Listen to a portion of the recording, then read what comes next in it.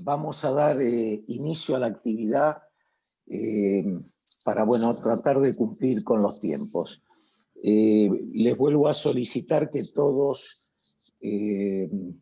apaguen los micrófonos y en principio, agradecerles a todos por estar acá.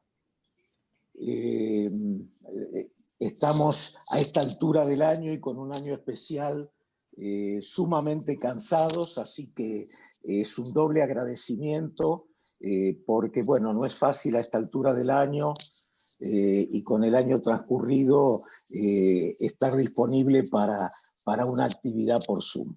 De todas formas, yo creo que esta actividad creo que es fundamental realizarla porque justamente va a poder transmitir y vamos a poder compartir lo que nos está sucediendo en tiempo real, porque como ya vamos a escuchar de los participantes, conversábamos con Mónica Silva de Uruguay, que incluso tuvieron que cambiar la presentación por la dinámica de los acontecimientos vinculados con el COVID. Así que creo que es una actividad que nos va a enriquecer a todos. También quiero transmitirles nuestra satisfacción por la creación y el surgimiento de la Alianza Iberoamericana de Psiquiatría Infanto-Juvenil y Profesiones Afines, ALIAMPSI, que ya lleva un mes desde su fundación y tenemos el placer de hacer nuestra primera actividad y creo que es la concreción del sueño de muchos colegas para conformar una asociación representativa y participativa de nuestra disciplina. Yo no me quiero extender mucho en la introducción. Voy a tratar de leer una carta que nos ha mandado el presidente de IACAPAP, que creo que tuvo la intención de mandarnos un video, pero creo que el cansancio y la saturación tecnológica nos debe haber alcanzado a todos y lo que nos llegó es el escrito. Yo no sé si ustedes lo ven en pantalla, ¿lo están viendo? No. ¿No? No, Pedro, Perfecto. no. Muy bien.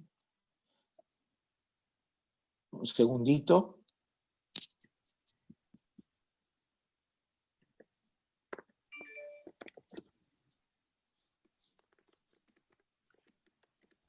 Un segundito y ya estamos.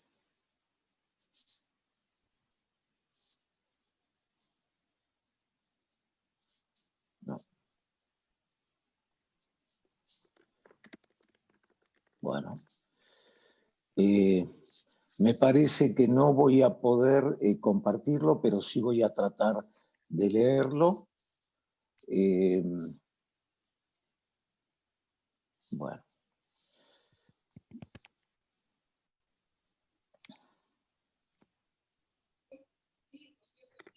Tengo un inconveniente. Un segundito. Nora, ¿me escuchás? Sí, Pedro, sí. Sí, ¿vos podés hacer coanfitriones a nuestros disertantes? A la doctora Betancourt, a la doctora Lázaro y a la doctora Silva. ¿Cómo no? Les pido disculpas, yo tengo un inconveniente con la pantalla, pero les voy a leer, voy a tratar de traducir las líneas que nos envía el doctor Fang. Dice: yo soy el doctor Fang, presidente de la Asociación Internacional de Psiquiatría de Niños y Adolescentes y Profesiones Afines y ACAPAP. Le estoy mandando mis saludos desde el soleado Singapur y también saludos desde el ejecutivo de IACAPAP. IACAPAP tiene la misión de promocionar la salud mental y el desarrollo de la misma con respecto a niños y los adolescentes a través de políticas, a través de la práctica y a través de la investigación. Nuestros objetivos fueron descritos como acompañar y sostener organizaciones que promuevan la salud mental de niños y adolescentes, expandir la información y el entrenamiento a través de estudios y grupos multidisciplinarios, congresos, publicaciones y otras iniciativas educativas. Y además reforzar las uniones, las alianzas entre las diferentes regiones del mundo para promover la multidisciplina, la investigación multiprofesional y la práctica clínica en niños y adolescentes en el campo de la salud mental. Nosotros le damos la bienvenida al desarrollo de la Alianza Iberoamericana de Niños y Adolescentes y Profesiones Afines, que comenzó en noviembre 10 de noviembre del 2020. También nos sumamos a la actividad inaugural que estamos realizando nosotros en este momento, y me hubiese deseado estar allí, pero seguro vamos a poder compartir en el futuro cuestiones del aprendizaje, de la enseñanza y otras cosas. Bueno, le agradecemos mucho al doctor Fang estas palabras, y me gustaría que la doctora Flora de la Barra, que es vicepresidenta de IACAPAP para América Latina, nos diga unas breves palabras. Adelante, Flora. Gracias, Pedro. Los saludo a todos. Es para mí una alegría esta coordinación entre nuestros diferentes países, porque coincide exactamente con la misión más importante que yo estoy cumpliendo en IACAPAP, que es relevar la importancia de América Latina y tratar de aumentar la coordinación y la participación de todos nuestros países. Por lo tanto, celebro este esfuerzo de coordinar el grupo, que ojalá vaya creciendo y haciendo cada vez más cosas, a las cuales yo con mucho entusiasmo me uniré. Muchas gracias. Bueno, muchísimas gracias, Flora. Vamos a dar lugar a la participación de nuestros disertantes. Tengo que hacerles un comentario. Lamentablemente no estamos exentos de sufrir el COVID, y nuestra estimada doctora Gabriela Garrido de Uruguay está transitando la infección por COVID, y si bien hasta último momento estuvo con el deseo de poder estar hoy, bueno, lamentablemente no está en condiciones de hacerlo. Así que la doctora Mónica Silva, colega y amiga de Uruguay, que también está anunciada para participar en esta actividad, tomará parte de los aspectos que pensaba tomar Gabriela Garrido. Y también el doctor Ávila, de Colombia, se ha excusado por razones personales, pero estamos seguros que la doctora Liliana Betancourt podrá cubrir ampliamente las temáticas que pensaban conversar por separado.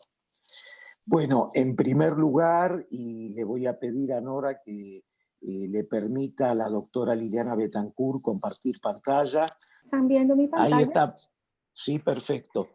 Ok, perfecto. ¿Y me escuchan bien? Sí, se te escucha bien, Liliana. Okay. Gracias.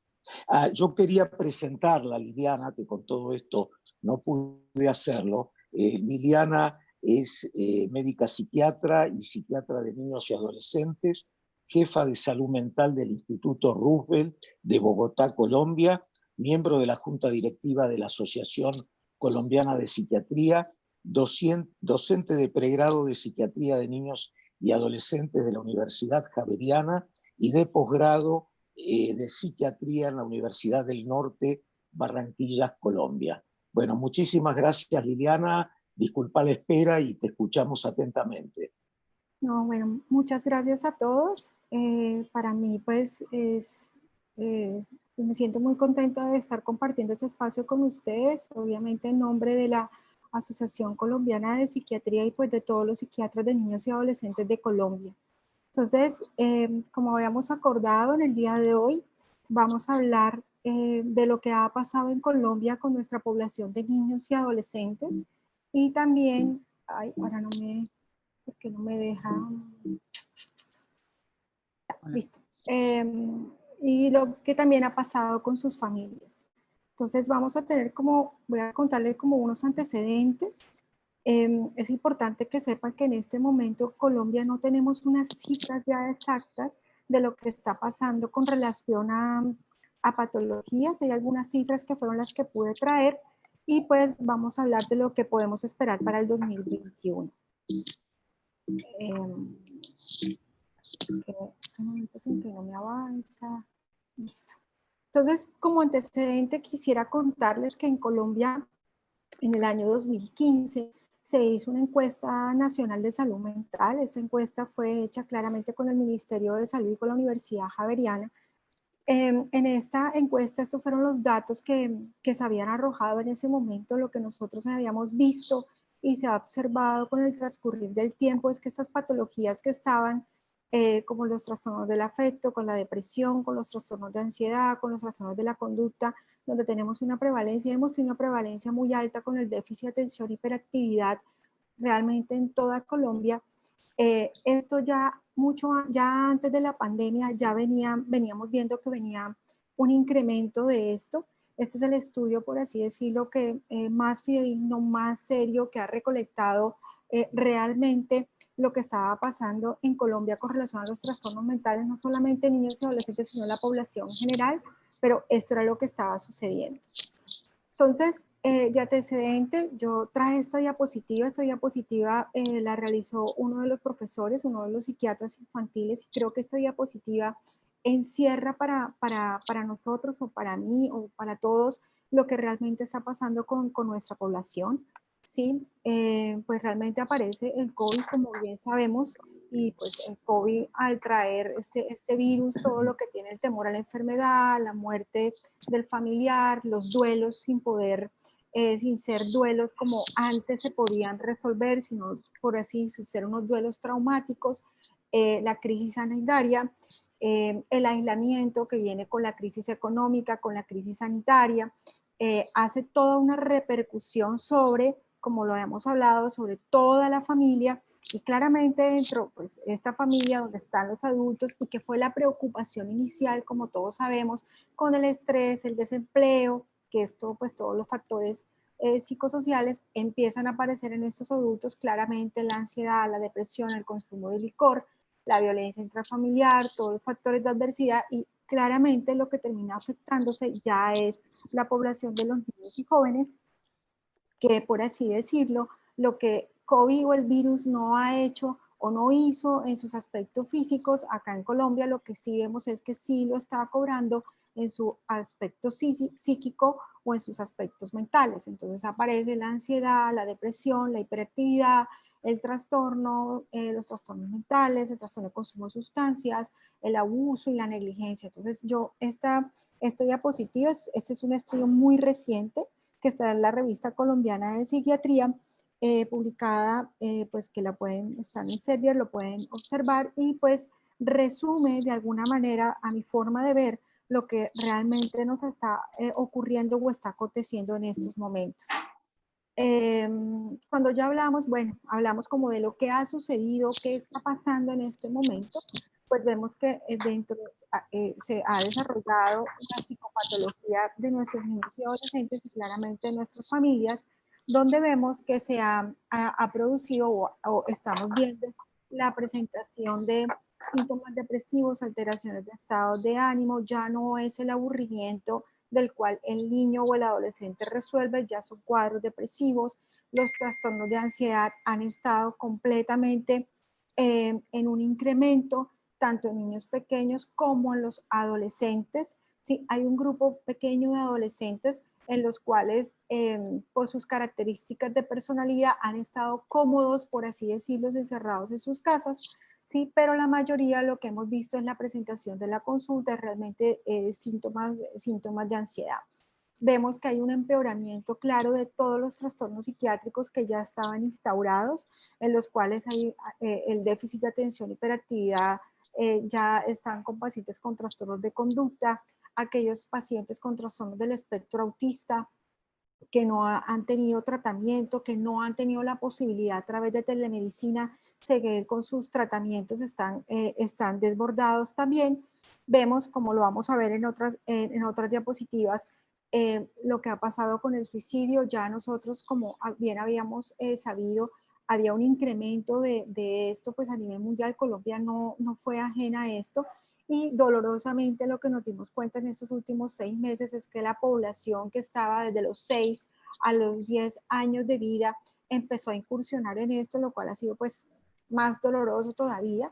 El 2% de la población que veíamos de suicidio, veíamos que estaba entre ese rango de edad, lo cual pues ha sido muy grave, y el ministerio pues estamos trabajando con esto.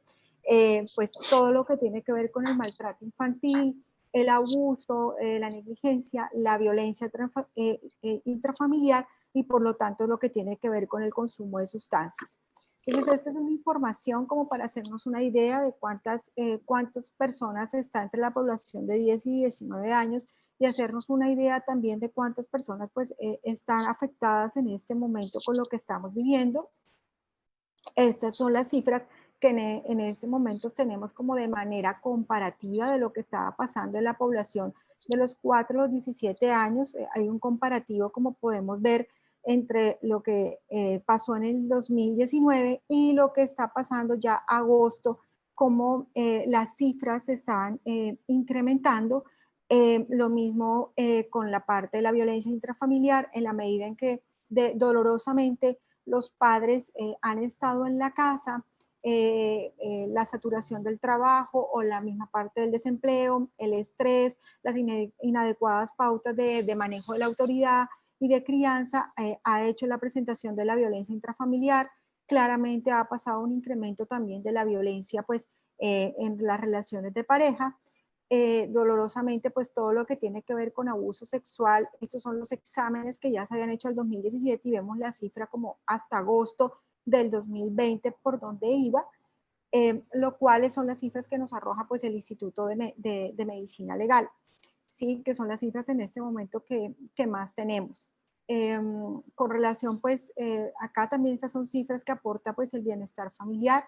Vemos cómo 4.283 niñas en este momento ya han sido víctimas de violencia sexual, cómo de alguna forma los niños y las niñas adolescentes en un 41%, y cómo al interior de su casa en un 72% ya han sido víctimas pues al interior de su hogar.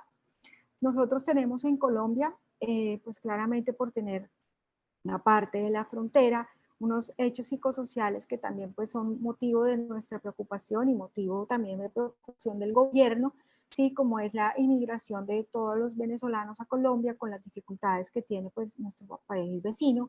Y hemos observado, y los datos que tenemos en este momento es que del 1.7 millones de venezolanos que están en este momento en nuestra nación, 1 de cada 10 personas son niños menores de 7 años. Vemos que estos niños también, pues para nosotros niños son niños, no nos importa realmente ni situación política ni ese tipo de situaciones, para nosotros niños son niños. Y pues los estamos viendo con todo lo que tiene que ver el estrés de la migración, las afectaciones en salud, en educación, y vemos cómo hay degradación en sus desarrollos cognitivos. Como bien sabemos, hay diferentes formas de migrar. Hay venezolanos que están llegando de una manera legal, lo cual pueden tener más sus cosas de salud, de educación de maneras más organizadas, pero los que lo hacen de manera no ilegal, los que lo hacen de esa manera, pues son las que claramente están mucho más afectados.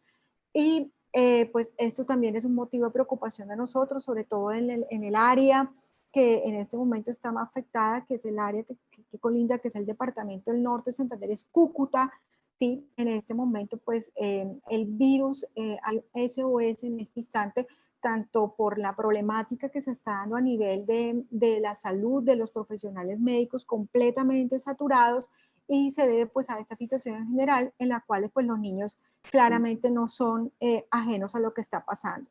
Otro hecho psicosocial que es muy doloroso para nosotros es el reclutamiento forzado de menores en el país. Sí, ya pues en los primeros 5 meses del año del 2020 en comparación al 2019 ya esto ha aumentado en el 113%. Claramente los niños reclutados son niños pues todos los menores de 18 años, y pues el análisis que se hace es que esto se debe pues a la suspensión de clases, desafortunadamente a la desigualdad que vivimos en nuestro país en la situación socioeconómica, donde pues aquellos niños que tienen la posibilidad de tener la virtualidad pueden recibir estos apoyos virtuales en casa, no ocurriendo esto con los que tienen pues una situación económica diferente, ¿sí? Ya cuando hablamos pues de lo que se espera para el 2021, pues como todos bien sabemos, esto se ha hablado y se habla de una cuarta ola, la cuarta ola de la pandemia. De lo que se habla de esta cuarta ola de la pandemia es de que pues es la ola que va a tener que ver más que todo con la afectación mental y con toda la crisis económica que estamos viviendo en el país. O sea, va a ser una ola que lo que se predice o está descrito bibliográficamente es una ola que va a tener mucho crecimiento, va a ser mucho más duradera en el tiempo. Lo que vamos a observar va a ser la exacerbación pues, de la patología mental, y por lo tanto el desborde y las necesidades mucho más acrecentadas de los sistemas de salud, en los cuales pues nuestra población infantil no va a estar por fuera de esto dolorosamente. Entonces, vemos que en esto, pues, lo que estamos esperando es que va a seguir incrementándose la patología mental, las necesidades de prestar nuestro servicio, las necesidades de seguir de alguna forma las asociaciones, los grupos de salud mental, de ver cómo podemos apoyar y seguir apoyando las necesidades y poder llegar a esas zonas apartadas. El Ministerio de Salud realmente está trabajando en esto. Es claro, pues si tenemos una presencia de patologías de salud mental de los padres, pues vamos a tener la presencia de patologías de salud mental pues en los niños. En lo que estamos esperando, pues todos estos duelos, nosotros acá en Colombia tenemos muchos niños que han estado o estaban bajo el cuidado de los abuelos, de tíos de edad, que han desaparecido, que han sido duelos mal resueltos, que no han sido despedidas como usualmente se hacían, lo cual pues los ha afectado, y aparecen los cuadros depresivos, los cuadros comportamentales, pues sus síntomas de acuerdo a la edad. Claramente las adaptaciones al medio escolar también se van a ver o estamos viendo, vamos a seguirlas viendo. Hay colegios que empezaron a hacer ya unas asistencias a los colegios de manera presencial, otros de parte mixta, y estamos viendo en la consulta cómo llegan los niños con esas dificultades de adaptación al medio escolar. Vamos a ver pues todas esas reacciones a los eventos traumáticos, pues todo esto que queda pues en la memoria de nuestros niños. Mi abuelo mi abuelo ya no está, yo hacía esto con mi abuelo, por lo tanto yo no me acerco allá. Como todo ese tipo de eventos traumáticos alrededor de eso, estamos esperando que pasen, que sigan sucediendo como las alteraciones que ellos están presentando en sueño, en irritabilidad. También es algo que estamos esperando en este momento. Lo que también pues esperamos y estamos trabajando en esto como para cerrar. En Colombia, el Ministerio de Salud y pues otras también como instituciones internacionales como World Vision, Sésamo, que trabaja con la parte del reclutamiento forzado. Hay muchas cosas en este momento que están descritas. Hay muchos planes para niñez y adolescencia que ya están descritos, que contienen y tienen de verdad en cuenta como la población en general de niños y adolescentes. Lo que realmente estamos esperando nosotros en este momento es que todo lo que en este momento está descrito se lleve realmente a la práctica y se siga dando en la práctica. Es lo que nosotros estamos esperando y pues estamos en toda la disposición para que se dé en el año 2021. Entonces, pues, por parte de nuestro país, pues, esto es lo que estamos haciendo. Nosotros en este momento empezamos a hacer o empezamos a recolectar la información para ya tener información como más exacta de las cifras con relación a los trastornos mentales, depresión, ansiedad, consumo de sustancias, para poder pues, tener pues, realmente la información acerca de lo que realmente está pasando en nuestro país. Entonces, pues eso era lo que por mi parte quería comentarles. No sé si tienen alguna pregunta, también si quieren hacer algún aporte, pues bienvenido es. Muchas gracias.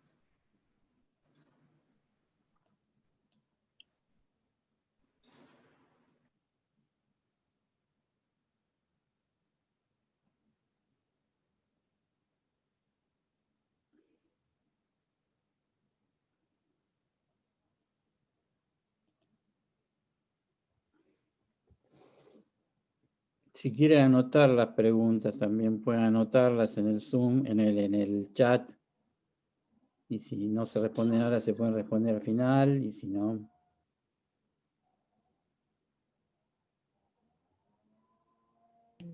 Sí, doctora, quería comentar simplemente un pequeño comentario. Realmente muy dolida e impresionada de que sigan llevando niños a los grupos armados, niños y jóvenes. Me parece terrible que siga pasando esto en nuestros días. Y bueno, la solidaridad con esto y la manera de tratar de pensar de que cómo se puede aportar desde nosotros, desde nuestra especialidad, desde la salud pública, qué es lo que se puede hacer o aportar como para parar con esto que es realmente terrible. Nora, Nora, yo estaba silenciado. Muchas gracias, doctora Betancourt, por la presentación y reitero lo que recién decían la doctora Nora Leal Marchena y el doctor Bernardo Kerman, que van a coordinar las preguntas. Reitero que tienen que hacerse por escrito y serán respondidas o mencionadas al final de las 3 presentaciones.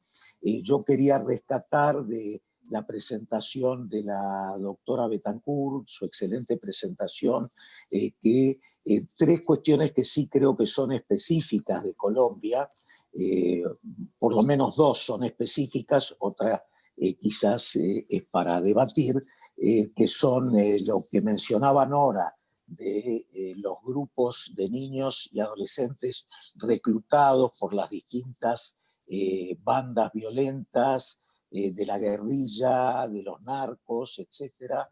Esto es como una problemática realmente específica.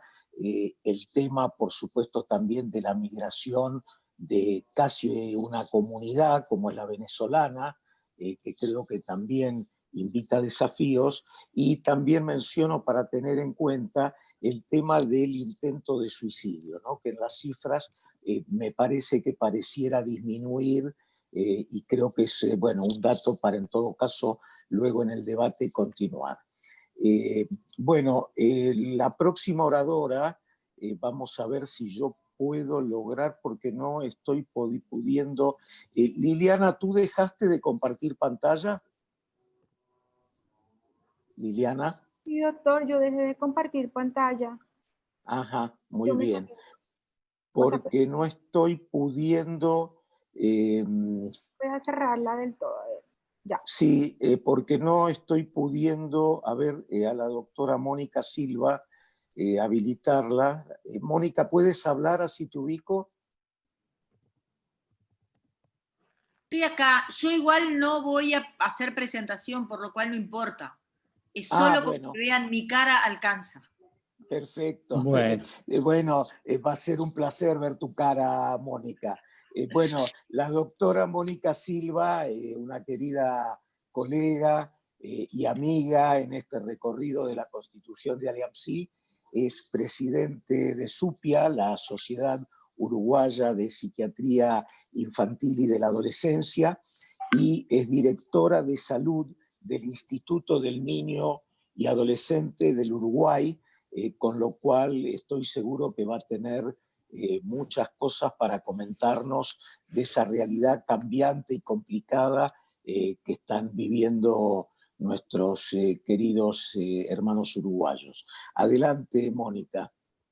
Bueno, hola a todos, gracias por estar, gracias por la convocatoria, porque, bueno, sí, coincido con lo que se decía al inicio en la importancia de toda esta red que estamos tratando de crear. Nosotros teníamos pensado con la doctora Garrido, que es la profesora de la cátedra en este momento, algunas cosas y muchas de ellas se nos cambiaron en los últimos 5 días, porque el COVID es así. El Uruguay tiene algunas características del sistema de salud que hacen, y del sistema social que lo hacen en especial, y que hicieron que desde el inicio de la pandemia en marzo hasta acá, tuviéramos un funcionamiento que fue muy calmo, frente a lo que uno ve o escucha de otros países, ¿sí? Fortalezas que teníamos y que creo que es importante resaltar porque creo que hacen al pensar de qué manera podemos intervenir después. Una es una sólida red de malditas pantallas, como en general nos quejamos con los niños que se prenden a las pantallas, pero que hoy son benditas pantallas, porque tenemos prácticamente a todos los niños conectados. En este país existe un plan que se llama Plan Ceibal, por el cual a cada niño que está en la escuela o en el liceo se le entrega una computadora portátil y existen puntos de Wi-Fi en todas las plazas públicas como para que los niños puedan estar conectados y se trabaja por ese medio. Esto permitió, en un porcentaje altísimo de los niños, que aún en el momento del inicio de la pandemia, cuando se cortaron las clases y cuando se cerró y hubo un aislamiento durante un par de meses más fuerte, los niños tuvieran su conexión por internet con su maestro y con sus pares. Dependiendo, y ahí vino una de las brechas que es interesante señalar en estos meses, dependiendo del nivel socioeconómico, a pesar de la tenencia de las tablets, hubo mayor porcentaje o menor porcentaje de niños que se mantuvieron conectados con maestros y con sistemas educativos. Pero eso realmente hizo que el aislamiento tuviera otro sentido, porque había un contacto diario con el maestro y con el equipo docente. Realmente fue un factor protector muy importante. El otro factor protector, y que también creo que incidió, fue que tenemos un sistema de salud con bastante llegada de cercanía, pobre en salud mental, pero con bastante llegada. Por lo cual, las consultas por telemedicina que se habilitaron rápidamente pudieron tener cierto nivel de llegada. Obviamente que para el niño pequeño no, y obviamente que para las clases más desfavorecidas tampoco, pero sí funcionó bastante bien. Por otro lado, tuvimos una incidencia bajísima. En un país de 3 millones de habitantes, estábamos con 7, 8 casos diarios hasta hace una semana, y tuvimos prácticamente muy poquitas muertes, ¿sí? Teníamos un muerto cada 2, 3 días, y todos eran personas muy grandes. Por lo cual el impacto no fue el mismo ni parecido al que puede haber habido en otro país. El impacto nos está tocando ahora. Y por eso las experiencias de otros creo que nos permiten ir como adelantándonos, en cierto sentido, en las medidas que tenemos que tomar. El mayor impacto de todo esto tuvo que ver con, y ahí viene, qué es lo que en este primer periodo, antes de ahora, de la pandemia, ¿qué aumentó? ¿Qué no aumentó? Y acá vienen una serie de mitos. La vivencia del mundo adulto es que la ansiedad y los intentos de suicidio y los suicidios aumentaron muchísimo. La demanda y el planteo de los padres es respecto a esto. Sin embargo, las cifras nos muestran que no aumentaron. Los suicidios, somos el país con más tasa de suicidios de adolescentes de toda América, incluyendo Estados Unidos, ¿sí? Más alta, prácticamente el doble que Argentina, ¿no? Capaz que ya no nos queda resto para que aumente más, no sé. Pero en definitiva, el hecho es que, digo, no aumentaron. ¿sí? No aumentaron, los suicidios no aumentaron. Tuvimos en toda la parte del primer periodo de pandemia hasta septiembre, 2 suicidios de menores de 14 años, ¿sí? Lo cual es la tasa habitual, ¿sí? No hubo un cambio real. Ahora, sí hubo un incremento de las conductas vinculadas a la violencia, y ahí sí es la única consulta que aún en la restricción de concurrir a los centros de salud se mantuvo presente, y la única consulta que se instaló como un planteo a los equipos sociales más fuertes fue los vinculados a la violencia intrafamiliar y al abuso sexual.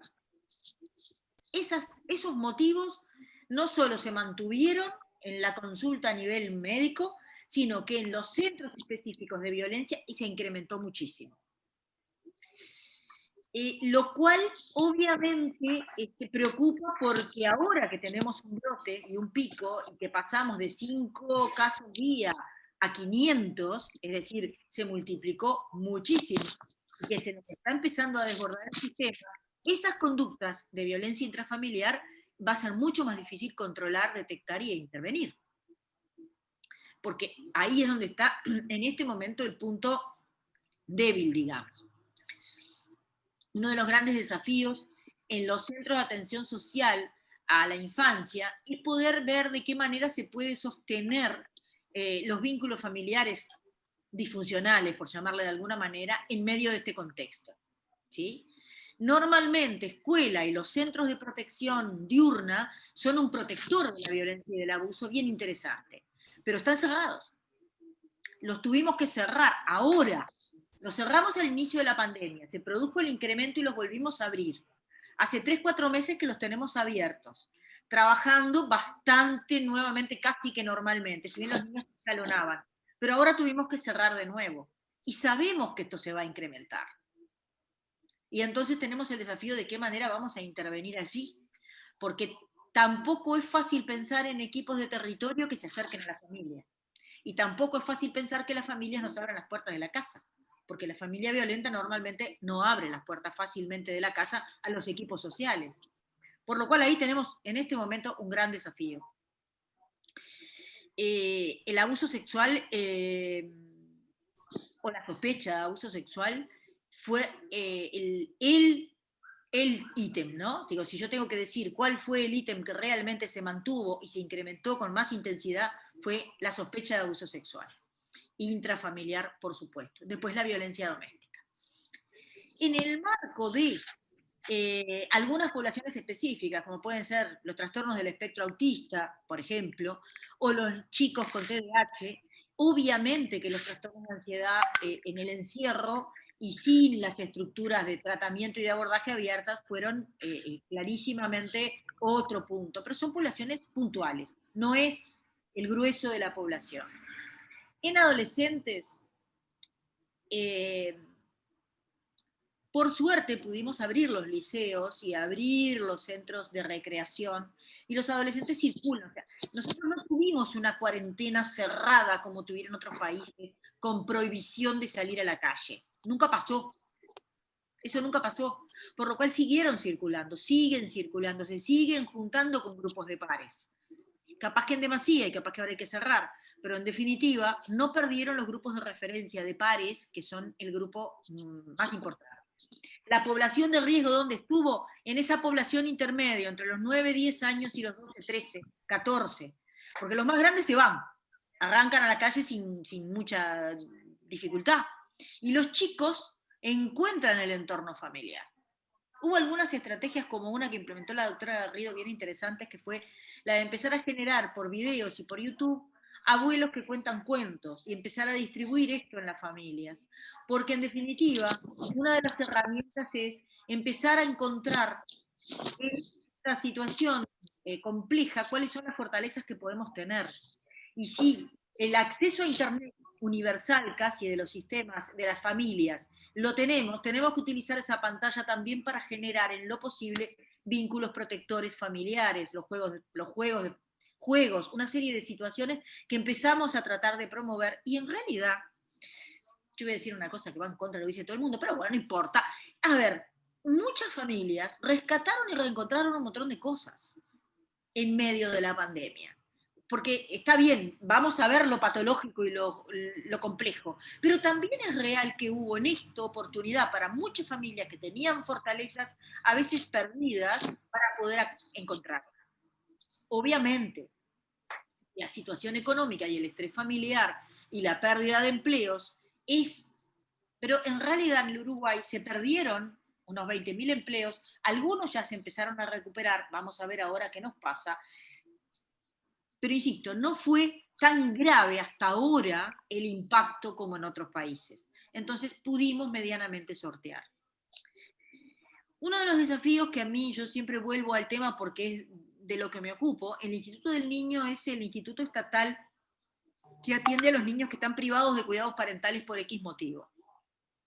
Esto es niños que deben ingresar a un hogar de acogimiento, a un lugar de vida, porque motivos habituales de ingreso, patología psiquiátrica de los padres, consumo de los padres, violencia doméstica, sexual, esos son los motivos habituales, no la pobreza, sí dificultades vinculadas a la salud mental del entorno, eventualmente sí algunas situaciones vinculadas a la pobreza.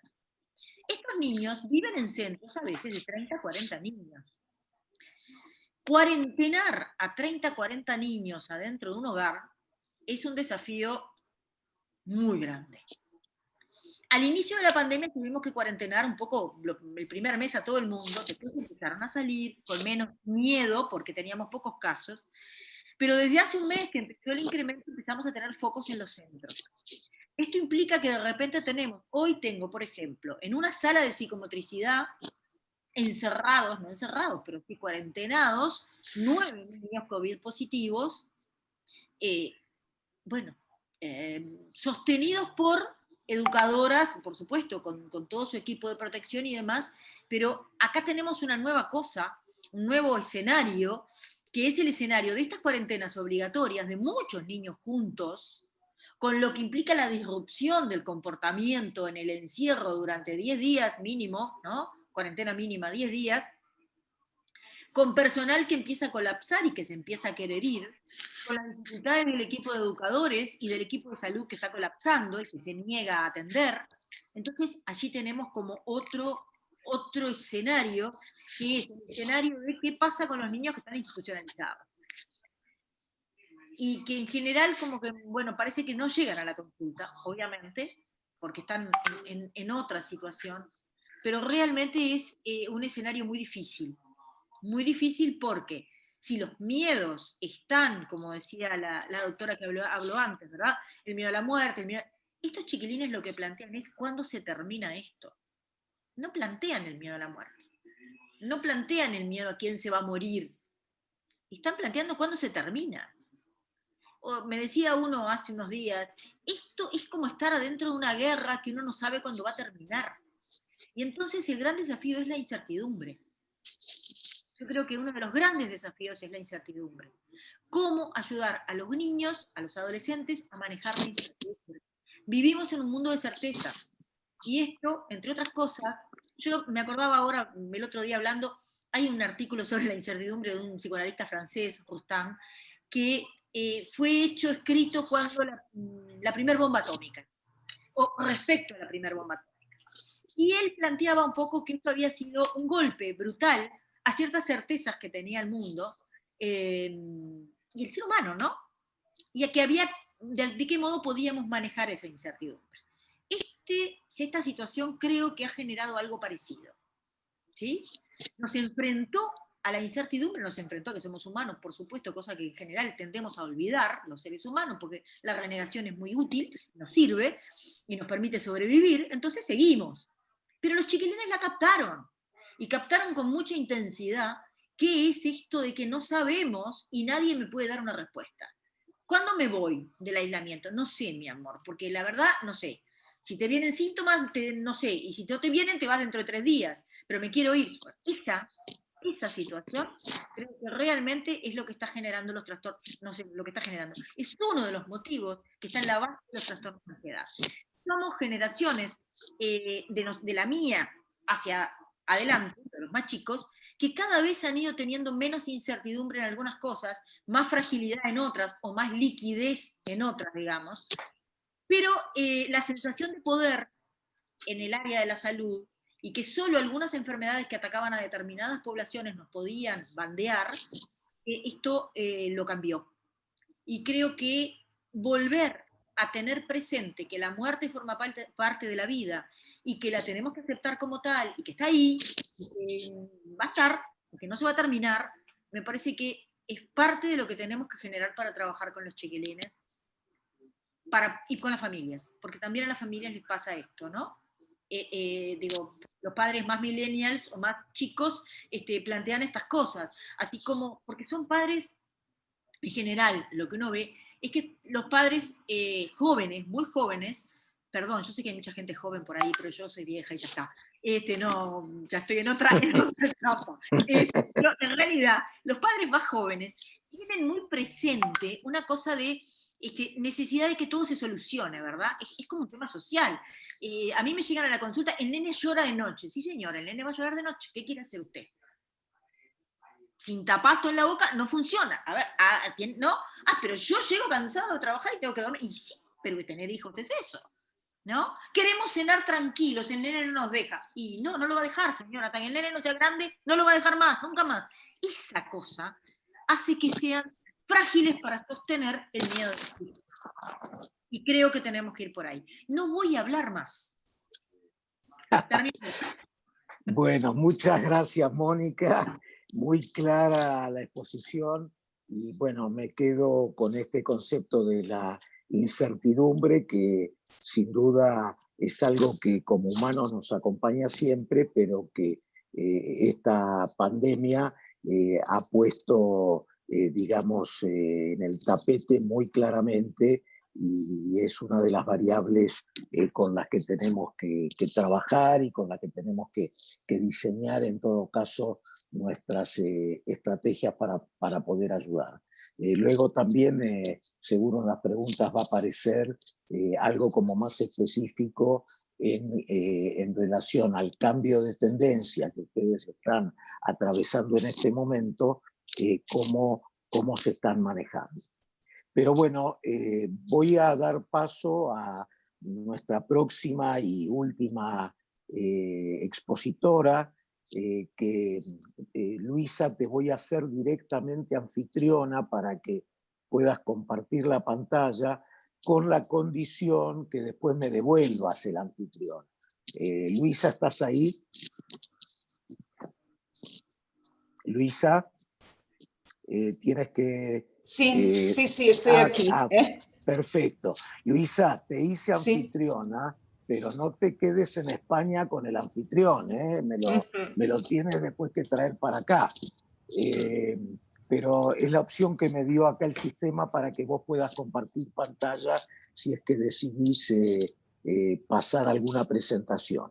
Sí. Quiero presentarles a la doctora Luisa Lázaro, una colega, digamos, excelente colega de España, que es la presidenta de la Asociación Española de Psiquiatría del Niño y del Adolescente y jefe del Servicio de Psiquiatría y Psicología Infantil del Hospital Clínic de Barcelona. Y realmente es una colega que se ha sumado con mucho entusiasmo y con mucho apoyo a todo este proyecto. Así que Luisa, es realmente un placer que estemos juntos hoy y te paso la palabra a ti. Muchas gracias, Pedro. Ante todo, bueno, felicitarte por la estupenda iniciativa que has tenido favoreciendo la creación de la Alianza Iberoamericana de Psiquiatría Infantil.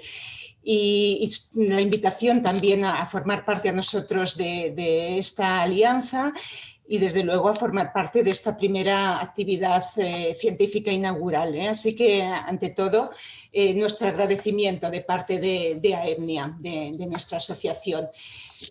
Pienso que estáis viendo la pantalla, ¿es así? La presentación, sí. Perfecto, perfecto. A ver, mi ponencia va a ser un poquito diferente, ¿eh? Los temas que voy a tratar son básicamente estos tres. Es unas pequeñas ideas sobre esta pandemia del siglo XXI, el impacto psicológico y psiquiátrico que ha tenido la COVID-19 y la salud mental infantojuvenil y la pandemia, tanto en el confinamiento como en las posteriores olas, y me voy a centrar un poquito en la situación española, un poquito. Bueno, como ya sabéis, en estos momentos, este es el mapa a día de hoy, tenemos más de 72 millones de casos en todo el mundo y más de 1,5 millones de muertos, lo cual son realmente palabras mayores, algo que hace un año no hubiéramos pensado ni por asomo, ni siquiera hubiéramos pensado que una película hubiera podido afrontar este tema. Con las pandemias previas, bueno, pues tenemos unas cuantas ya de siglos pasados y realmente la pandemia actual ha cambiado todas las expectativas, ¿no? Ya no me voy a referir a las pandemias de la viruela, el sarampión, la gripe española, la denominada gripe española, que no lo fue tal, o la peste negra, o ya la última que había habido a finales del siglo XX, la epidemia del SIDA. En el siglo XXI hemos tenido más epidemias de tipo respiratorio, o sobre todo la gripe A y el SARS, y luego las otras epidemias, digamos, que afectaron a menos población, como la del ébola y del virus Zika.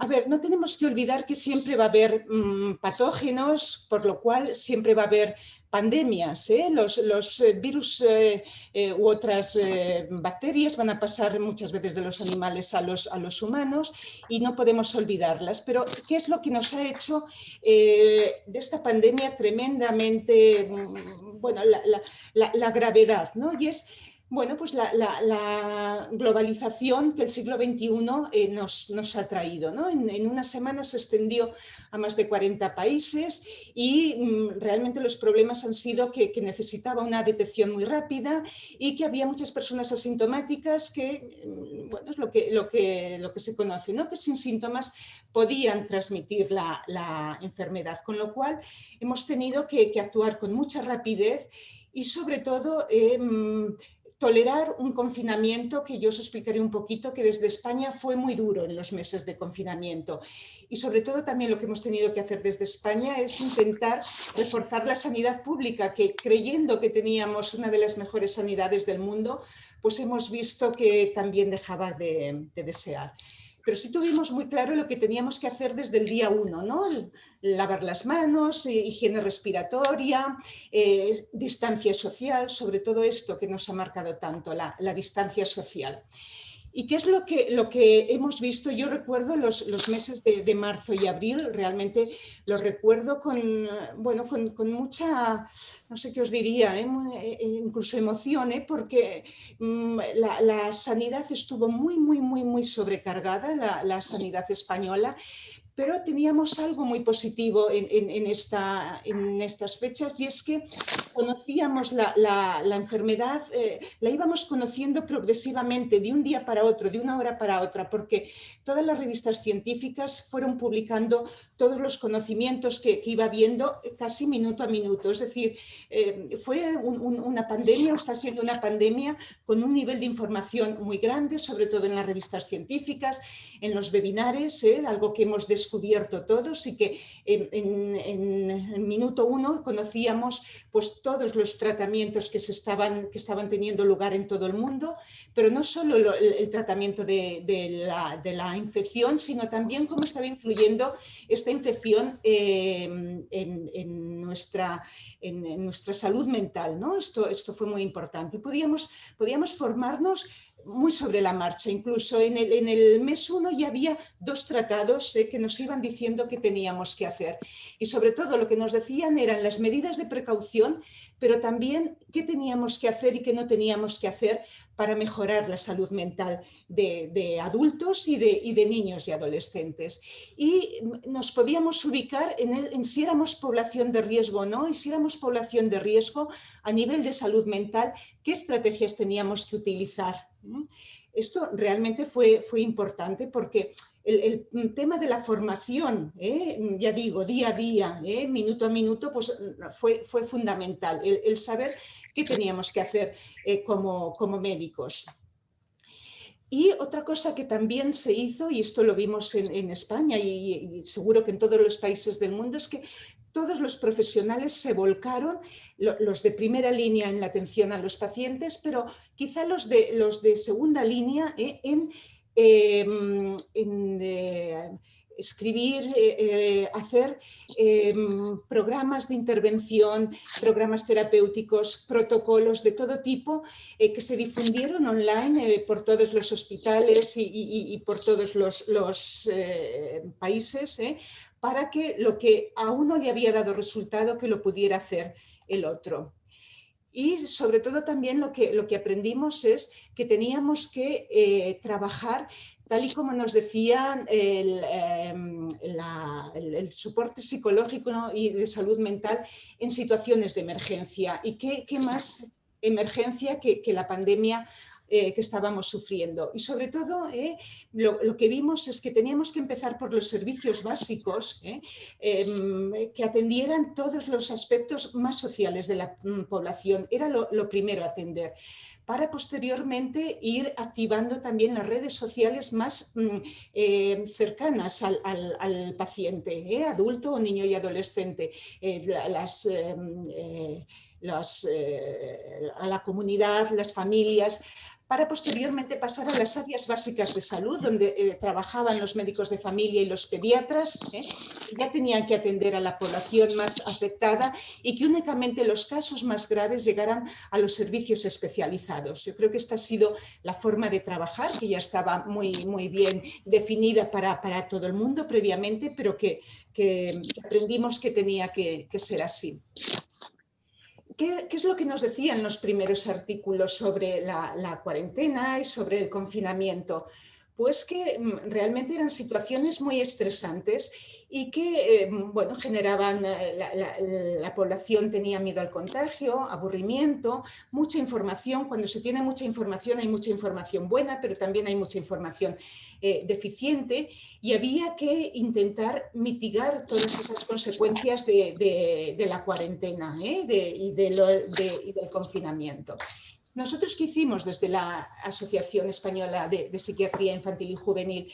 Pues en marzo, a finales de marzo, escribimos una editorial titulada COVID-19, crisis y respuesta en salud mental, porque pensamos que era una responsabilidad nuestra y era una necesidad el contactar con todos nuestros socios, con todos nuestros compañeros, para decir que estábamos juntos en esta situación tan difícil y sobre todo tan inesperada y tan desconocida. ¿Qué pensábamos? Pues que éramos una asociación, una sociedad dedicada fundamentalmente como especialidad al sentimiento y al pensamiento, ¿no?, de la población infanto-juvenil, y que en este momento tan especial pues teníamos que intentar convivir con la duda, convivir con la incertidumbre, como decía la doctora Silva. Eso era muy importante, y teníamos que saber que la incertidumbre en esos momentos, y como hemos visto posteriormente, iba a formar ya parte de nosotros y parte de la sociedad, y yo creo que tardará en irse. También, ¿qué decíamos en esta editorial? Pues que nos teníamos que adaptar a los cambios que estaban surgiendo, y que teníamos que aceptar el dejar de ver a nuestros niños y a nuestros adolescentes de una forma presencial, para verlos como podíamos en esos momentos, para atenderlos o bien vía telefónica o bien vía telemática, algo que prácticamente no habíamos hecho nunca. Habíamos hecho algún seguimiento por teléfono en algún momento muy puntual, pero en aquel momento pasó a ser la tarea fundamental, ¿no? La atención por teléfono y por videoconferencia. Y lo que vimos es que, por lo que nos decían los padres, es que los niños pues caray, lo bien que se estaban adaptando a esta situación, pero también lo que veíamos en una sociedad como la española, que estuvo tanto tiempo confinada. Yo recuerdo que estuvimos desde aproximadamente el 18 de marzo hasta prácticamente julio confinada, con las familias prácticamente sin poder salir de casa. Y los niños y los adolescentes, la población infantil, yo os diría que fue una de las poblaciones más, entre comillas, castigada en este sentido, porque era a la que menos se dejaba salir de sus domicilios. O sea que vivieron una situación muy dura, pero yo creo que afortunadamente la mayoría de padres pues, pudieron llevar lo mejor posible esta situación con los niños. ¿Qué es lo que intentamos hacer desde nuestra asociación? Para los profesionales fundamentalmente, pues hicimos una serie de webinares en los que, bueno, hablamos de cómo cuidar la salud mental de los niños y adolescentes en tiempos de COVID. Y hablamos sobre 6 temas que los tenéis aquí expuestos y que si visitáis nuestra página web podéis entrar en ellos y podéis escuchar lo que en su día, esto era ya por mayo, pues hablamos sobre estos temas. Y también, ¿qué es lo que hicimos? Pues cada uno desde su hospital o desde su centro de trabajo intentamos pues realizar protocolos para una mejor actuación, planes de contingencia, documentos para padres y para familiares sobre confinamiento e infancia, cómo ayudar a los niños y niñas a gestionar el confinamiento. Incluso nos atrevimos con las redes sociales, que no lo habíamos hecho previamente, y desde Instagram también pues intentamos el que nos pudieran seguir los adolescentes para poder darles, bueno, aparte de ánimos, pues pautas de actuación. Algunos de los trabajos que se realizaron en España. He querido escoger este trabajo que se realizó desde la Universidad Miguel Hernández de Alicante, y en el cual vieron que había alteraciones emocionales y comportamentales en prácticamente el 90% de los niños, y sobre todo dificultades de concentración, inquietud, irritabilidad, nerviosismo, miedo a dormir solos. Bueno, era un estrés que estaba influyendo en los niños. Posteriormente ha salido un número de esta revista de psicología infantil en niños y adolescentes, en el cual he querido destacar 3 de los hallazgos que se han encontrado en estudios que se realizaron en diferentes puntos de España. Había una relación entre el miedo asociado a la COVID-19 y presencia de problemas emocionales y de conducta. Un elevado porcentaje de los padres informaron de reacciones emocionales y había una relación entre el menor tiempo de ejercicio físico y mayor tiempo de uso de pantallas y reacciones negativas de los niños. Y también había una relevancia de atender a los miembros de las familias mediante programas de intervención que mejoraran esos vínculos familiares y sobre todo estrategias de regulación emocional para estas familias. ¿Qué intentamos hacer también? Pues intentamos juntarnos diferentes asociaciones del ramo de la salud mental de España para intentar hacer una serie ver qué evidencias teníamos y hacer una serie de recomendaciones para los profesionales de psiquiatría y psicología clínica. Además, desde UNICEF lo que observaron es que realmente había un porcentaje cada vez más elevado de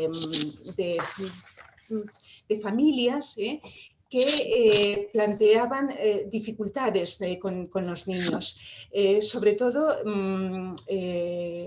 era fundamentalmente en los entornos familiares más desfavorecidos, es lo que encontró este documento, y también en población nacida fuera de España y emigrada a España. Eran quizá los dos entornos que tenían más dificultades y que los profesionales de salud mental nos teníamos que empeñar en atender de una forma especial.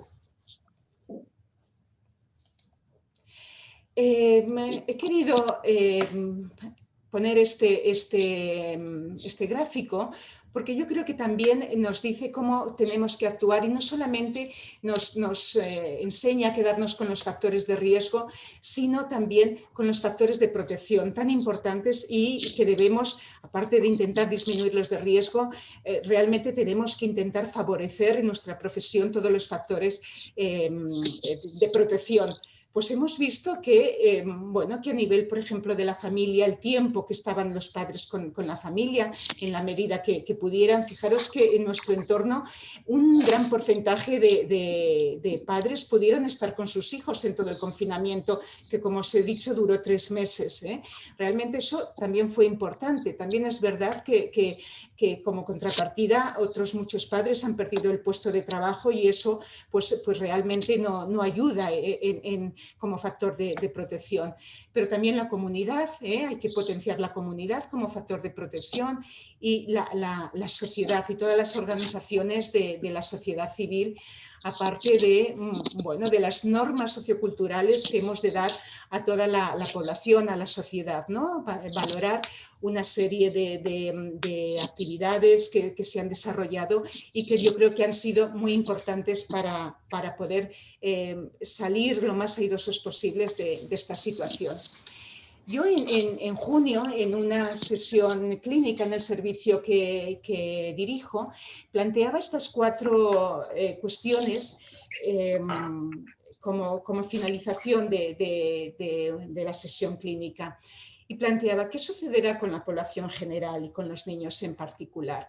¿Qué es lo que hemos visto? Ya habéis puesto esta diapositiva, la compañera de Colombia, y realmente todavía estamos por aquí. Nosotros aquí decimos que estamos en la segunda ola y que pronto vendrá la tercera, pero olas nos referimos a enfermedad COVID todavía, pero sí que ya se ven cómo se han pospuesto otras enfermedades agudas y cómo se han interrumpido controles de enfermos crónicos, y aquí también podemos incluir algunas de las patologías de la población infantil y juvenil, pero sobre todo lo que más asusta son los trastornos mentales, no tanto los que ha habido hasta este momento, sino los que vendrán posteriormente cuando tenga lugar la crisis económica que ya está comenzando y que probablemente en el 2021 arreciará, y todas las desigualdades que se han podido producir.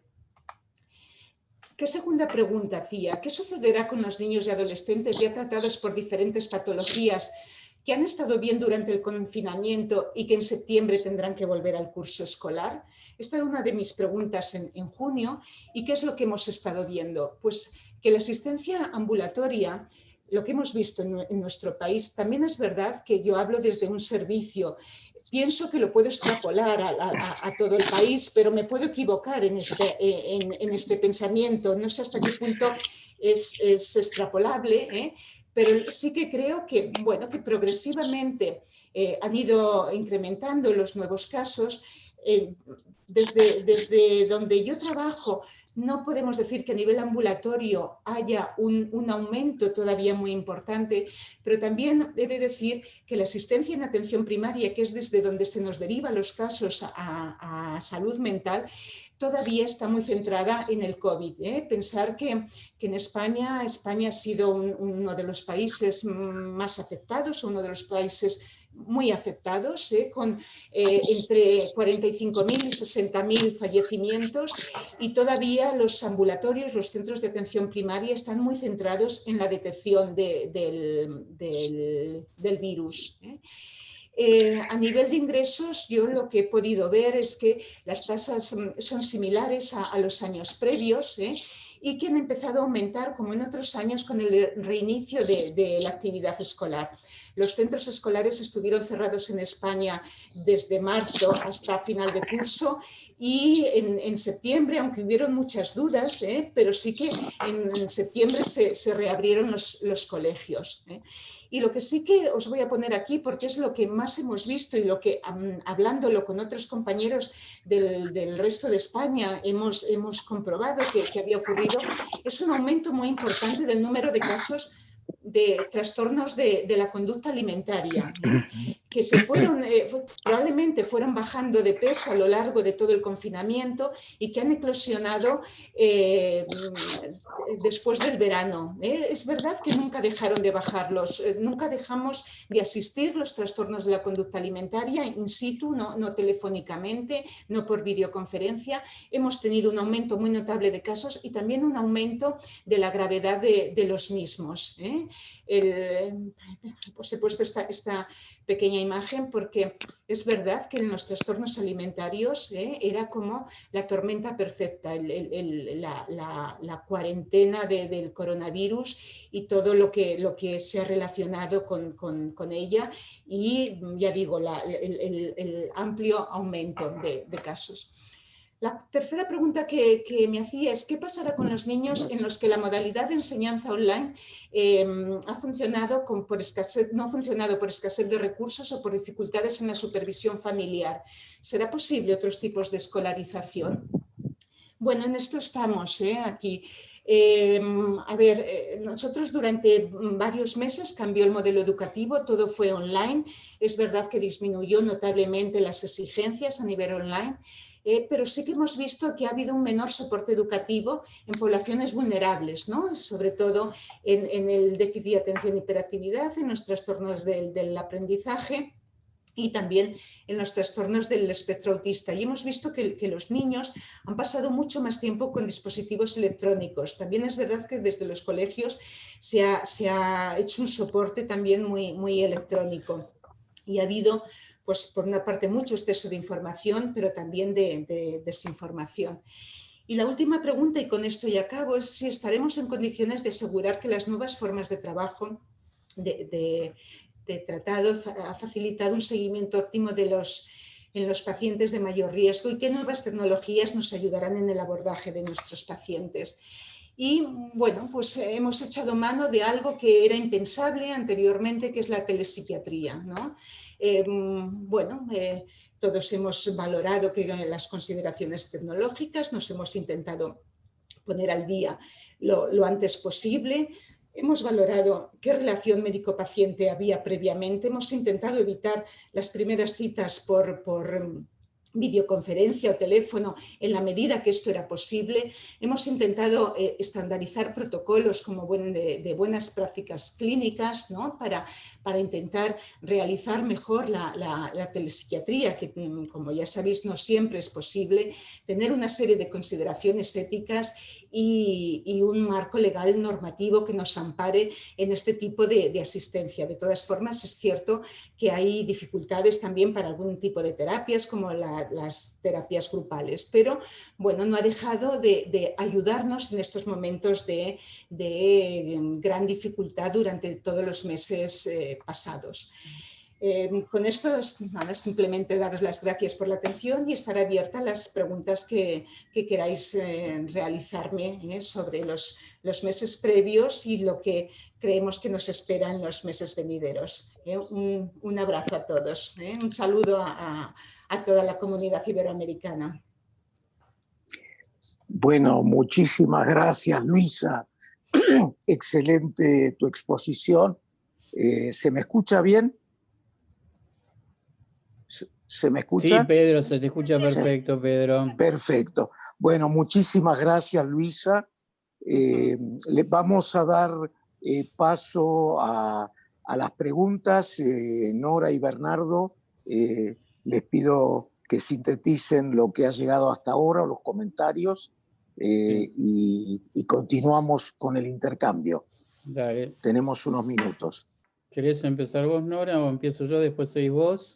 La primera para la doctora Betancourt, de parte de Karina Princese, dice: ¿tienen pensado cómo enfrentar el aumento en la patología en salud mental infantil?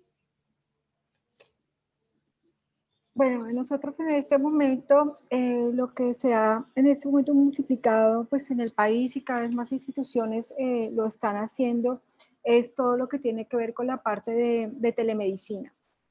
Sí, toda la parte de telepsiquiatría tal como lo estaba hablando la doctora en España, ha crecido mucho más acá en Colombia. En este momento estamos teniendo mucho más la posibilidad de esto, la virtualidad. También hacemos, no solamente tenemos el apoyo como de la telellamada, o sea, y de esta manera poder pues dar mucho más atención. En las universidades tenemos el apoyo nosotros con toda la parte de los residentes de psiquiatría, que son médicos graduados, coordinados y liderados por psiquiatras y por profesores. Entonces realmente estamos como extendiendo todo, pues, todo el apoyo y el manejo en este instante, y es lo que estamos haciendo desde la Asociación Colombiana de Psiquiatría. Lo que hemos hecho también, hemos hecho webinares, hemos hecho los grupos de los psiquiatras. En este momento también hacemos charlas, grupos, la parte de psicología, y muchas instituciones tienen grupos de acompañamiento emocional para los líderes, y de que estos líderes puedan difundir esta información pues a las otras personas que también tienen como responsables en este instante. Bueno, vamos con una segunda pregunta. ¿Me escucha, no, Liliana? Sí, doctor, lo escucho También perfectamente. bueno, muchas gracias. Parte de Flora, pero de varios participantes que han realmente quedado impactados en el sentido de reclutamiento, quién los recluta, el narcotráfico. Si pudiera ampliar un poquito más de eso y qué impacto tiene eso sobre la población infantil-juvenil en la salud. Lo que nosotros sabíamos, lo que se había esperado, como bien había sabido con el acuerdo de paz, es que esto disminuyera. Ustedes saben que pues, esto del acuerdo de paz se vino a dar como desde el año pasado aproximadamente, con todas las conversaciones y con todo esto que se dio, y se estaba esperando porque esta situación disminuyera en el país. Lo que sucedió con la presentación de la pandemia, ¿sí? Es que al haber estos niños estar más en la casa, estos factores socioeconómicos que de alguna manera hacen o afectan que esto se presente más, pues se dispararon el desempleo, la crisis económica, al estar ellos en casa, no tener la parte de educación, ha hecho que esto se exacerbara. ¿Qué se está haciendo en este momento? Nosotros en este momento, pues en Colombia realmente hay toda una asociación de todos los ministerios, están aliados en este instante, y desde cada ministerio lo que hacen es cubrir como esos factores que llevan a que estos niños estén en esta situación. Entonces, en la parte del deporte, pues todo lo que tenga que ver con la parte lúdica, en la parte que tiene que cubrir, como bien lo decía una compañera, como en toda la parte básica de lo que es salud, alimentación, todo esto, cubrir como todas estas necesidades para que se convierta como en un factor protector ante esta situación. También trabajar con las familias, darse cuenta claramente, pues eso es algo que está expuesto y lo pueden ver pues en todo lo de internet. Se tienen áreas del país donde esto se da con mucho más intensidad que en otras, y en esas áreas del país es donde que está en este momento más focalizado el trabajo. Sí, el Instituto de Bienestar Familiar, el Instituto Colombiano de Bienestar Familiar, tiene un trabajo en este momento pues arduo en todas esas regiones, de llegar allá, de darse cuenta cuáles son ya las familias amenazadas, de tomar estas familias, estos niños, y pues brindarles los apoyos y las protecciones que se necesitan. ¿Sí? Pues eso fue algo que se desbordó muy dolorosamente para todos nosotros, con la presentación del virus y la pandemia, como bien lo dije, con los acuerdos que se habían firmado, pues lo que se estaba esperando es que esto disminuyera y desapareciera, pero desafortunadamente esto nos tomó de sorpresa, y al tomarnos de sorpresa, pues es un flagelo el cual estamos en este momento trabajando. Hay muchas entidades, hay coaliciones. Hay una coalición que es tal cual contra la violencia del niño y el reclutamiento forzado. Hay una comisión que es la comisión intersectorial para esto. Hay varios entes en este momento trabajando pues en estos temas, tanto como para la prevención, como para ya los casos que se puede pues intervenir, por así decirlo, que están amenazados, poder darles el apoyo que se necesita en este instante.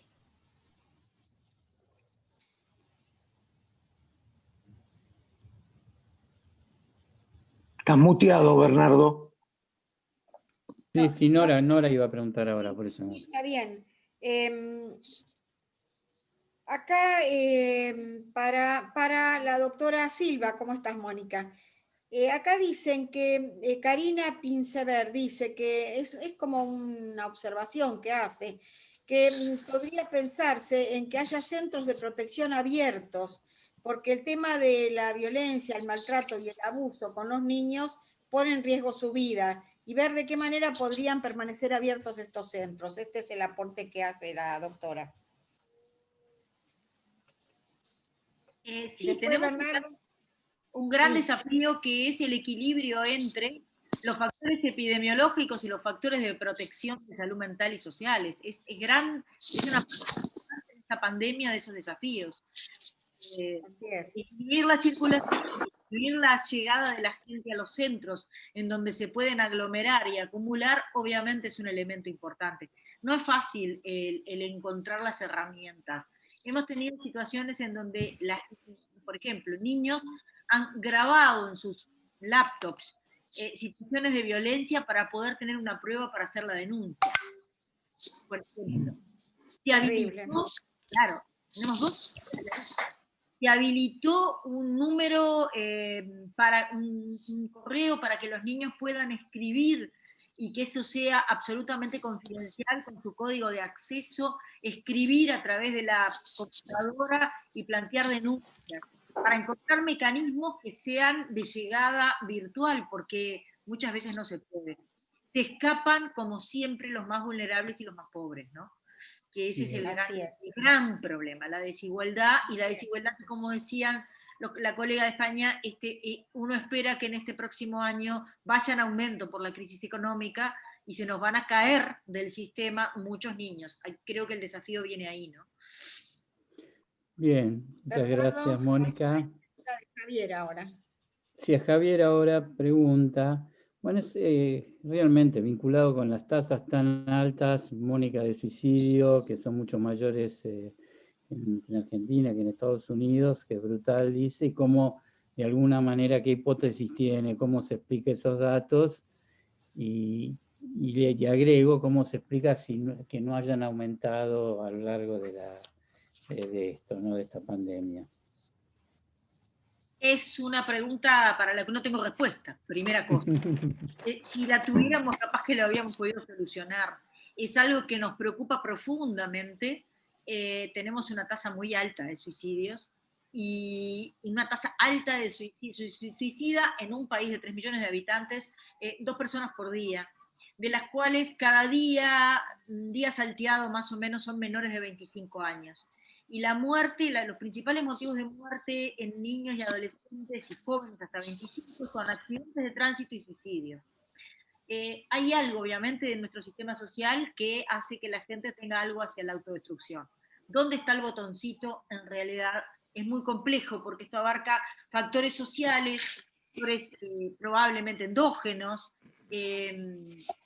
Se han puesto en marcha un montón de estrategias de salud mental, creo que no tuvimos obviamente resultados. Creo firmemente que hay algunas cosas que han incidido. El suicidio es una cuestión muy tapada y muy oculta, no se habla ni siquiera de las tasas de suicidio, ni siquiera en la formación médica, por ejemplo.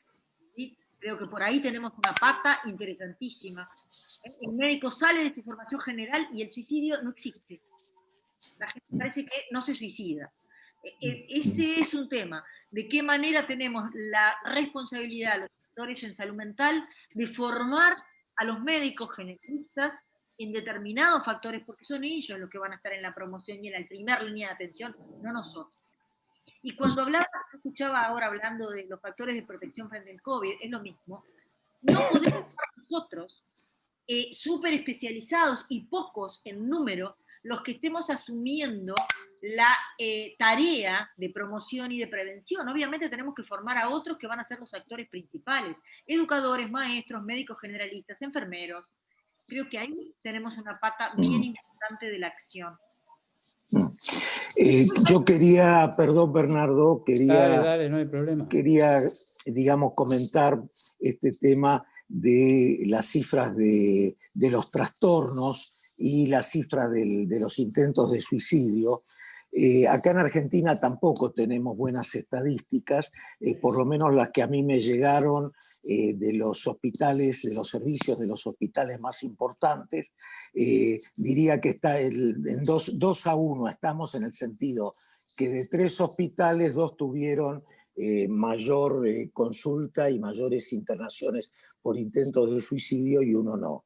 Igualmente, si acá en la charla está la doctora Novas o la doctora Ingrata, que son jefas de servicios pediátricos, por ahí nos pueden dar más precisión.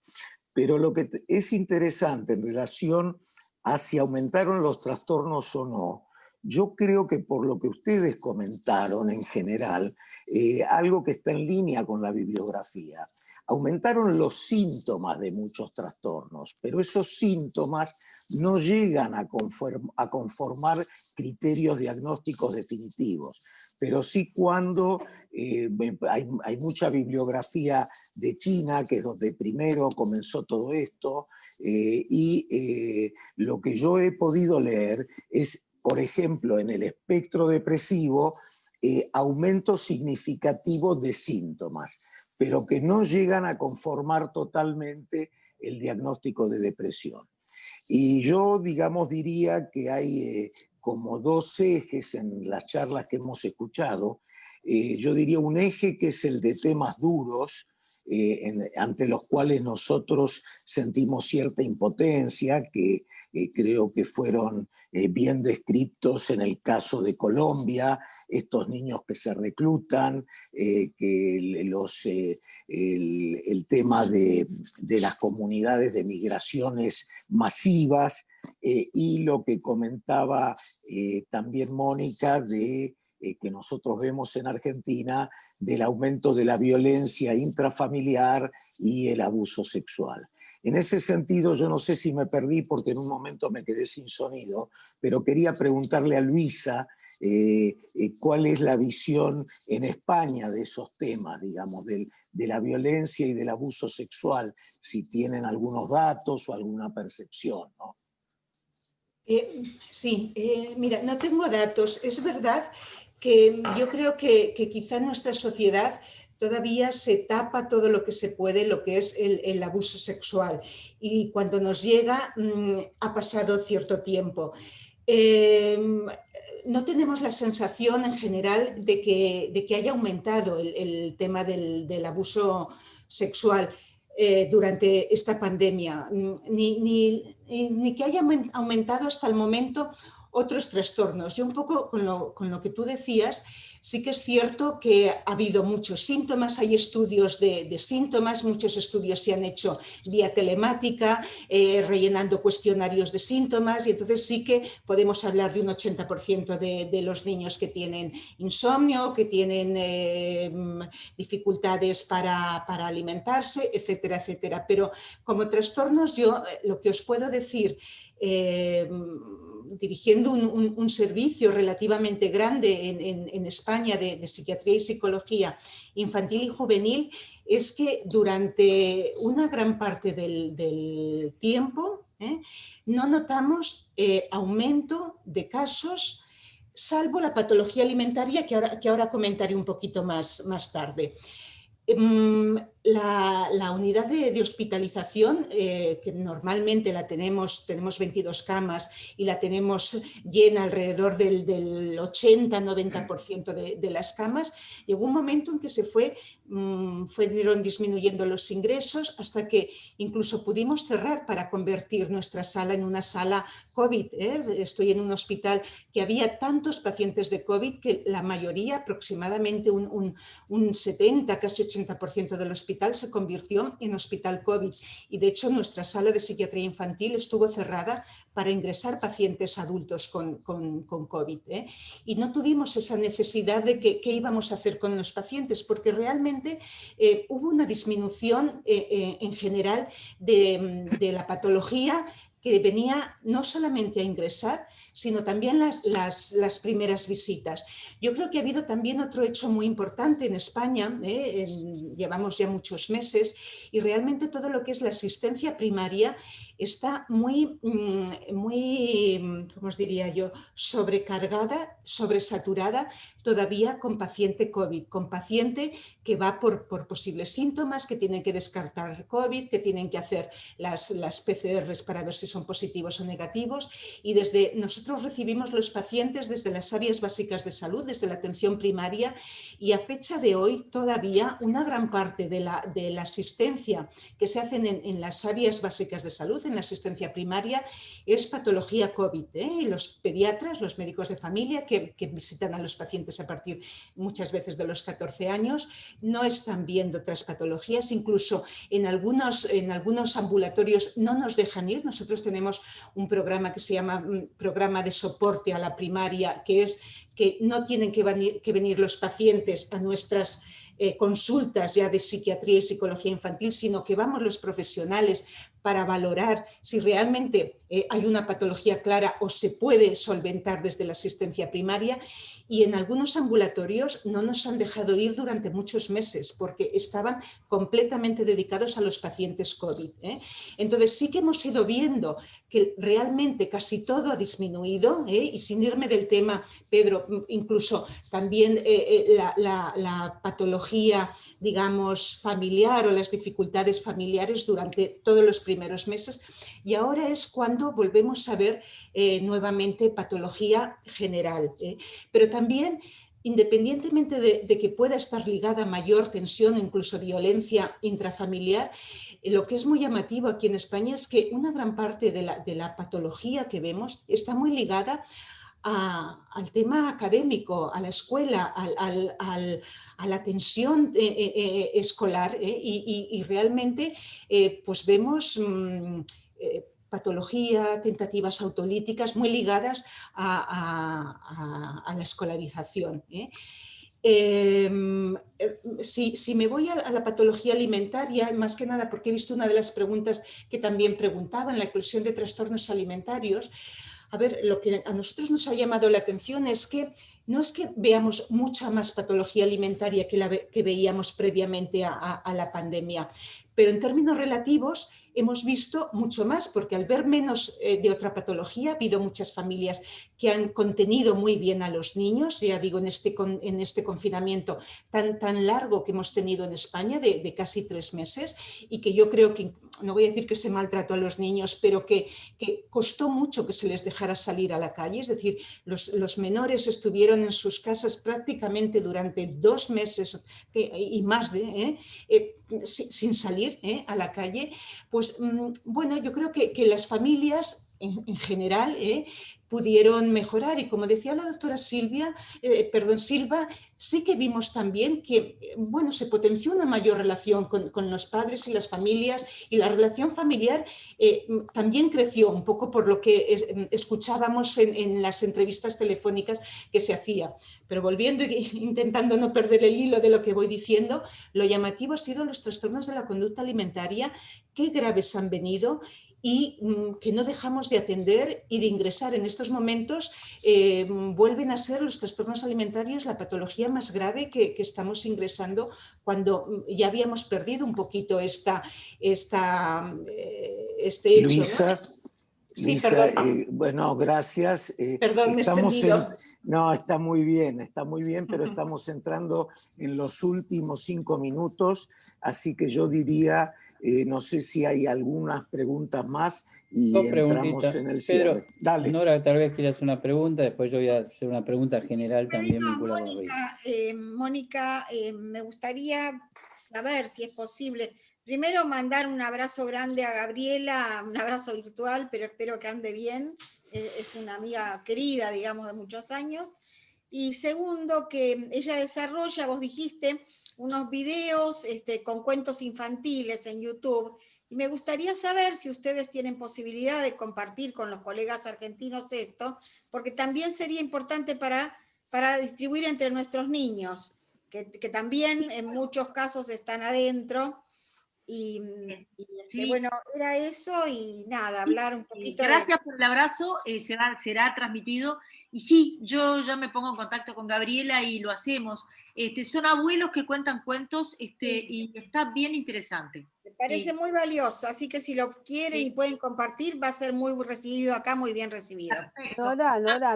Nora, a mí me parece que tendría que ser también para la Alianza, dado que es una charla inaugural, Claro. ya para la Alianza. Por supuesto. Por supuesto. Sí, lo pasamos.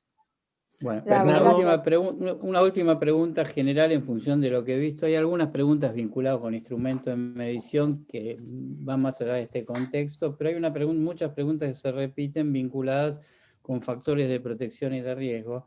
Pero, ¿qué factores de protección ven ustedes en este momento en la población infanto-juvenil y cuál es el rol del psiquiatra infanto-juvenil en eso? Muy sintético, por favor. Dos palabras, el que quiera decirlo, bueno, ¿cuáles son los factores de protección más importantes? Bueno, yo si me permitís, y muy brevemente, pienso que el factor fundamental de protección es la familia. A la familia también la tendrá que proteger la sociedad, ¿no? Pero el factor protector de los menores es una buena familia cohesionada y que esté por el menor, lo cual en nuestra sociedad y en el mundo actual no es tan fácil. Dos palabras, las redes de protección de cercanía en territorio, de apoyo y sostén a la familia, ¿no? Bien. En las dos capas. Liliana. Yo también estoy de acuerdo que las redes el factor de protección más grande son los vínculos. En este caso la familia. Nosotros hacemos un trabajo en este momento con los colegios. Pensamos que los colegios, los docentes tienen una responsabilidad y pueden ser aliados con nosotros en este proceso.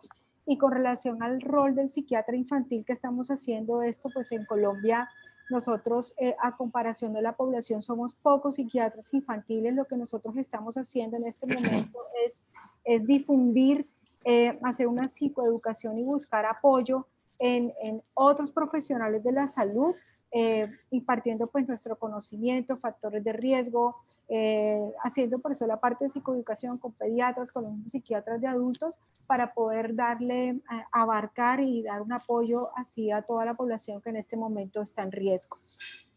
Gracias. Bueno, muchísimas gracias. Estamos llegando al final.